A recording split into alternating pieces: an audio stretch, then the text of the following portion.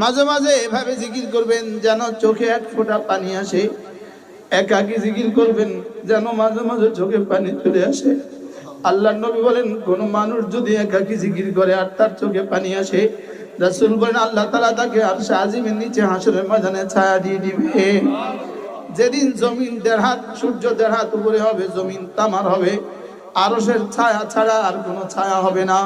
সেদিন রব্বুল আলামিন ওই নারী পুরুষকে আরশের ছায়া তলে ছায়া দিবে। যারা না জিকির করতো, যাদের চোখ থেকে পানি আসতো, এর চেয়ে সহজ ব্যবসা আর কি হইতে পারে?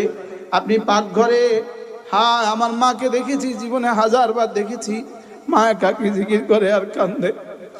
মা কাঁথা ছিলাতেন আর কাঁদতেন, মা ঘর লেপতেন আর কাঁদতেন, মা হাতে কাজ করতেন, লাকড়ি কাটতেন, লাকড়ি নারকেল গাছের গোদাগুলোকে দা দিয়ে দিয়ে ছোট করতো।